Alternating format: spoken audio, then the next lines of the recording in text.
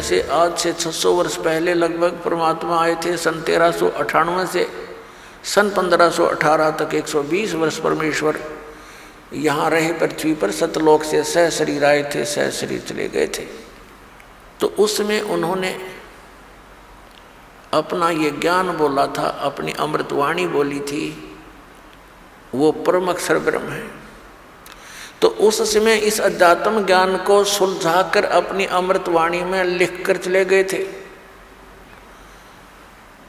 परमात्मा जानी जान है, उनको मालूम था कि काल फिर से अपना कोई अटकलबाजी अड़ाएगा। तो परमात्मा के जाने के बाद उसी परमात्मा परमेश्वर कबीर देव जी के, कबीर साहिब जी के पंथ में, उन्हीं का गुणगान करने वालों में काल के दूत घुस गए। उन्होंने भिन्न भिन्न पंथ कबीर जी के नाम से चला दिए और उन्होंने उस सूक्ष्म वेद को, जो कबीर वाणी को, अपने अनुकूल जो भी उनकी व्याख्या, उनके अनुभव, उन्होंने जिससे भी कुछ ज्ञान ग्रहण किया, उस ज्ञान का जैसे भी समर्थन, उस अज्ञान का समर्थन, अपने अज्ञान अनुभव का समर्थन करने के लिए उन्होंने ग्रंथ, उस कबीर सागर में, कबीर साहिब की वाणी में भी कुछ हेर फेर कर दिया। अब कारण क्या था कि वो लोग ये कहा करते थे कि कबीर सागर से हम ज्ञान दे रहे हैं, और वो बक रहे थे वैसे। फिर उन्होंने देखा कबीर सागर में कि कल ने कोई पूछ ले भी कहाँ कबीर सागर में, तो देखा उसमें गड़बड़ी पाई।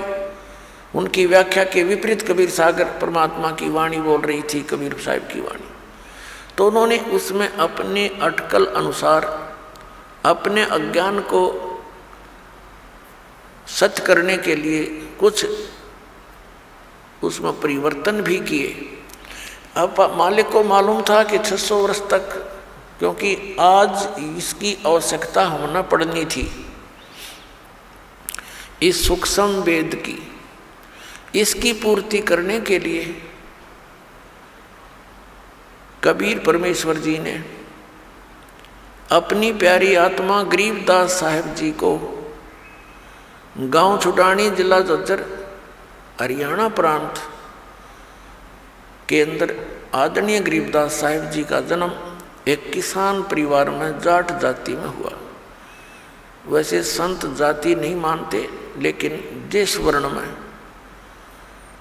हम पलते हैं उसकी थोड़ी बहुत छाप लगी ही रह जाती है।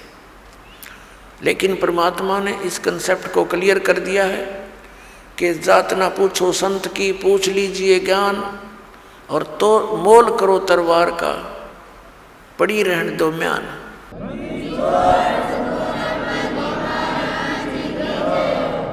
आदरणीय गरीबदास साहिब जी जब 10 वर्ष के बालक थे, अपने गांव, अपने ही गांव के खेतों में, अपने ही खेतों में, अपनी जमीन में, वहाँ पशुएं गौवें चरा रहे थे। परमात्मा वही कबीर देव काशी से सहशरीर जाने के लगभग 200 वर्ष उपरांत सन 1518 में गए थे, सहशरीर चले गए थे परमात्मा कबीर जी, और सन 1727 में आकर के वे गरीबदास जी को सतलोक से आकर के फिर मिले, लगभग 209 वर्ष बाद। और फिर उनको वहाँ आकर उनके पास पहुँचे। उस समय ये पाली यानी आदरणीय गरीबदास साहिब जी तथा उसी के साथी गवाले वहाँ पशुएं चल रही थी। दिन के 10 बजे फाल्गुन सुदी द्वादशी, फाल्गुन सुदी द्वादशी और विक्रमी संवत 1784 यानी सन 1727 दिन के 10 बजे खाना खा रहे थे। गौवें चर रही थी इधर उधर, कुछ बैठी थी वृक्षों के नीचे। परमात्मा एक साधु वेश में, जिंदा के महात्मा के वेश में वहां आए। पालियों ने, ग्वालों ने कहा राम राम महाराज जी। परमात्मा ने कहा राम राम भाई। तो उन पालियों ने, बच्चों ने कहा कि महात्मा जी भोजन पाओ। परमेश्वर ने भोजन से मना कर दिया और धन्यवाद कर दिया और कहा भोजन मैं खा के आया हूं भाई अपने गांव से। ग्वालों ने पूछा आपका गांव कहाँ है, कितनी दूर है यहाँ से? परमेश्वर ने कहा कबीर जी ने कि 16 शंख पर हमरा तकिया, हम गगन मंडल के जिंदा, हुक्म हिसाबी यहाँ चल आए, काटन काल का फंदा। पालियों ने पूछा था कि महाराज जी आपका डेरा कहाँ है, आपका गांव कौन सा है, आप कहाँ रहते हो? तब परमेश्वर ने कहा था कि 16 शंख पर हमारा तकिया, 16 शंख कोश पर हमारा तकिया यानी हमारा स्थान है। हम गगन मंडल के जिंदा, हम आकाश में घूमने वाले महात्मा हैं। हुक्म हिसाबी हम चल आए, काटन काल का फंदा। हम अपने ही आदेश अनुसार यहाँ काल के इस फंद को काटने के लिए आया हूँ। इस गूढ़ ज्ञान को बच्चे नहीं समझ सके, वो पाली ग्वाले नहीं समझ सके, जिसमें बड़ी उम्र के भी थे। उन्होंने सोच लिया कि 16 कोस की दूरी पर होगा। पहले एक दूसरे से इतने परिचित नहीं थे क्योंकि कन्वेंस नहीं होती थी। फिर कहा महात्मा जी भोजन पालो। परमात्मा ने कहा नहीं भोजन नहीं पाऊंगा। तो उन्होंने कहा जी भोजन नहीं पाओगे, दूध तो पीना पड़ेगा महाराज जी, क्योंकि एक श्रद्धा और प्यार से लाडों में पहले दास को खूब ज्ञान है, उस पवित्र समय का खूब आभास है, जिसमें आने वाले अतिथि का कितना रिस्पेक्ट हुआ करता था। आज इस माया की दौड़ ने और इस शिक्षा ने हमारे को कति निकम्मा बना दिया। दया रही नहीं, आदर रहा नहीं। हम पहली बार किसी जैसे गांव से शहर में गया था दास, तो वहाँ देखा था शहर वाले उन लोगों का व्यवहार। मैं आश्चर्य में था कि ये ना यूँ कहते हैं पानी पी लो, ना ये कहते हैं आ जाओ भोजन पा लो, या ये यूँ भी नहीं कह रहे हैं कि आ जाओ बैठ जाओ। ये कैसा व्यवहार है इन लोगों का। ये थोड़ी सी बिजली उस समय शहरों में गिरी थी, कोई रिस्पेक्ट रहा नहीं, स्वार्थ हो तो बात करे ना करे नहीं। अब ये तकरीबन सब जगह फैल चुकी है। तो उस समय ये दास देखा करता था, कोई भी व्यक्ति अननोन आ जाता था और कहता था मैं आज रात यहीं रुकना पड़ेगा मुझे, उसका विशेष सत्कार आदर अलग से उसका रहना बहुत प्यार से रखा करते थे और भोजन की सर्वप्रथम पूछा करते थे। तो उसी दृष्टिकोण से उन्होंने कहा जी वो दूध तो पीना ही पड़ेगा। फिर पहले गौवे बहुत रखा करते थे गांव शहर में, यानी खेतों में बहुत सी गायें रखते थे और बहुत सी ऐसी गौवें भी होती थी जो बहुत शरीफ होती थी, जब चाहे बच्चा लगाया और दूध निकाल लेते थे। तो परमात्मा ने कहा भाई दूध पीऊंगा कंवारी गाय का, पिलाना है तो पिलाओ बच्चों। तो वो जो बड़े बड़े पाली थे वो कहने लगे बाबा जी तेरा दूध पीने का इरादा नहीं है, मजाक करते हो आप, कंवारी गाय कभी दूध देती है? परमात्मा कहते हैं भाई तुम्हारी नीयत दूध प्यान की है तो कंवारी गाय भी दूध दे देती है। अब वो बड़े पाली थे, वो तो मजाक समझ रहे थे। छोटा बच्चा था 10 वर्ष का गरीबदास साहिब जी, वो खड़े हुए बच्चे जैसे गतिविधि करते हैं। अपनी एक बहुत प्रिय बछिया थी, जाके संग बैल नहीं लागा यानी कंवारी, उसको पकड़ लाए, गले में रस्सी बांध रखी थी छोटी सी, और उसको पकड़ कर लाए। देखो महाराज जी इसको बच्चा तो है ही नहीं, दूध कैसे देगी। तब परमात्मा ने कहा बेटा ऐसा करो,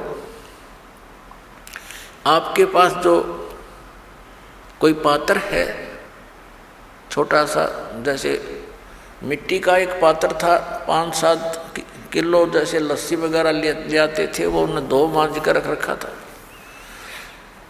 कहा जी ये है, इसको साफ कर रखा है, रखो इसके नीचे। गरीबदास जी पकड़ कर बैठ के उस बछिया के सतन के नीचे,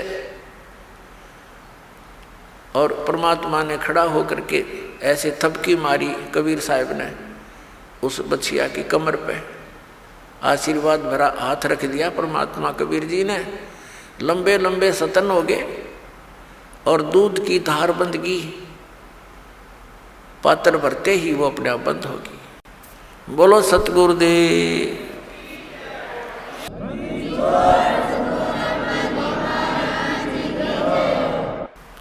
अब वो गरीबदास जी उस लेकर के उस पात्र को परमात्मा से कहा, ले महाराज जी पी लो, आपने तो कमाल कर दिया। अब परमात्मा ने आधा पिया, कुछ पिया उसमें से, और शेष कहा ले बच्चों तुम पी लो, पालियो तुम पी लो, गवा लो। तो बड़े बड़े जो गवाले थे वो कहने लगे हम ना पीवें, एक तो आपने जंतर मंत्र का दूध निकाल दिया, और फिर पता नहीं तू कौन सी जाति का है, तेरा जूठा हम ना पीवें, और ये जंतर कुंवारी गाय का दूध हमें पाप लगे, हम कभी नहीं पीवें। वो तो उठ कर चले गए इस बात के मारे, कहीं बाबा जी प्रेशर ना दे दे, पीना ही पड़ेगा। गरीबदास जी ने कहा लाओ भगवान आपका दास पीवेगा। पुणात्माओं, साधों से ती मस्करी ये चोरा नाल खुशाल, मल अखाड़ा जीतेंगे ये युगन युगन के माल। तो वो युगन युगन के माल थे गरीबदास जी, युगन युगन के पहलवान थे, रेसलर थे, अब प्रैक्टिस करते आ रहे थे। उनके हृदय में एकदम बात सवागी, अकेला आपका दास पीवेगा। तो पुण्यात्माओं, इस ज्ञान को, इस मार्ग को वही ग्रहण कर रहा है जो युगों युगों का माल पहलवान है, बहुत दिनों से इसमें संघर्षशील है। तो आदरणीय गरीबदास साहिब जी ने कहा पिया, और कहा महाराज जी दूध तो हम डेली पीते हैं, पर इस दूध का टेस्ट आज तक नहीं देखा मैंने। तब परमेश्वर कबीर देव जी ने कहा कि बेटा ये सतलोक से, मेरे लोक से दूध आया है, वहाँ दूधों के दरिया भरे हैं, सरोवर भरे, वो खराब नहीं होते, बड़े बड़े समुद्र भर रखे। अपनात्माओं, इन बातों का आज ये विश्वास कराना इस साइंस ने ऐसा नास्तिक बना दिया इस भोली आत्मा को कि दूध खराब क्यों नहीं होगा, कहीं पर रख लो खराब होगा, ये होगा। अब जैसे गंगा का जल जो है, गंगा नदी का, इसको कहीं रखो ये कभी खराब नहीं होता, और किसी भी दरिया का या कुएं का कितना ही जल रख लो, चाहे डिस्टिल करके रख लो उसको, वो भी खराब हो जाता है। तो ये एक सैंपल है सतलोक के मटेरियल पदार्थ का कि वहाँ ऐसे पदार्थ हैं। गरीबदास जी ने कहा भगवान सचमुच वहाँ दूधों के सरोवर भरे हैं। कहाँ बेटा, तो फिर तो वहाँ गाय भी रखने की जो आवश्यकता नहीं होगी। ना बिल्कुल नहीं, अब पाली अपने पशुओं से घना दुखी होया करे, वो दुखी हो लेता है, उनको घेर घार के और सोचा और पीछा छूटे जाए, ऐसा कोई स्थान है। तो उसने कहा महाराज जी सचमुच मैं कैसे विश्वास करूं आपकी बात पर, मुझे एक बार दिखा दो वो आपका सतलोक, आपका जो स्थान बताते हो जहाँ दूधों की दरिया भरी है और बागों का फल फ्रूट जो खिले रहते हैं, लद पुद रहती है, सदाबहार बाग बताए परमात्मा ने सतलोक में। गरीबदास जी वहाँ रहते थे जहाँ नरी जाटी थी, जांडी के वृक्ष थे, आम की तो देखने भी ना मिल रहा था, एक आधा पेड़ कहीं होता था। तो उनको बड़ा आश्चर्य हुआ। परमात्मा आए इसी उद्देश्य से थे कि मेरा कोई गवाह बने, मुझे कोई पहचान ले, मेरा साक्षी बने। आने वाले समय में कलयुग के अंदर जो या बीतली पीढ़ी आनी थी, इसके लिए मालिक ने सारी भूमिका बनाई थी, बैकग्राउंड तैयार कर गए थे कि हु इज गॉड, कौन है परमात्मा और कैसे उसको पहचाना जा सकता है, क्या लक्षण है उसके। तो वो लीला प्रत्येक युग में करते हैं दाता, और इसी का प्रमाण वेद बताते हैं कि वो ऐसी लीला करता है। सतलोक में लेकर गए परमात्मा उस आदरणीय गरीबदास साहिब जी को, उनकी आत्मा को, शरीर वहीं रह गया।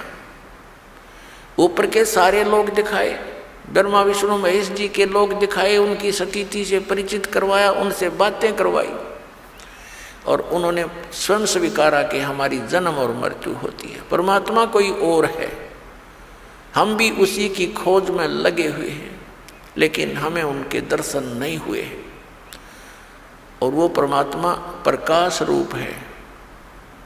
इस तरह की उन्होंने बातें कही। फिर धर्मराज के दरबार में गए, जहाँ यहाँ का ब्रह्मांड का न्यायाधीश अपने सभी आत्माओं की वो का निर्णय करता है, न्याय करता है, कर्मानुसार उनके आगे निर्धारित करता है संस्कार। उस लोक में जब गए, उसके पास पहुँचे तो धर्मराज ने अपनी सीट छोड़ दी, अपनी चेयर छोड़कर खड़ा हो गया, आसन छोड़कर, और कहा, विराजो परमात्मा। अपने आत्माओं, आप देखते हुए कहा दे व्यक्ति का की ऐसी पर्सनैलिटी होती है कि उसको अपने आप आदमी कहीं भी जाता है उसका सत्कार करता है, क्योंकि उसके संस्कार, उसके पुण्य उसके साथ विद्यमान है। इसी दृष्टिकोण से परमात्मा जब वहाँ पहुँचे तो स्वतः खड़ा हो गया वो न्यायाधीश, क्योंकि ये पुण्यात्मा ही इन पोस्टों को प्राप्त करते हैं।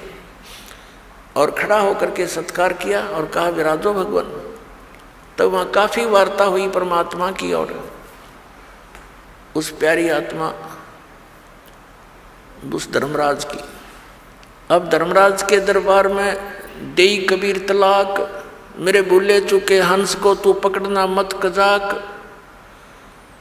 अब वो परम अक्षर ब्रह्म ने यहाँ के न्यायाधीश के ऊपर ऐसी डांट लगाई जैसे उच्च अधिकारी एक छोटे अधिकारी पर उसको हिदायत देते समय सख्ती से बोलता है, और वो औपचारिक और शिष्टाचार से सर जी, यस सर, हाँ जी, जो आज्ञा आपकी, ये एक शिष्टाचार होता है।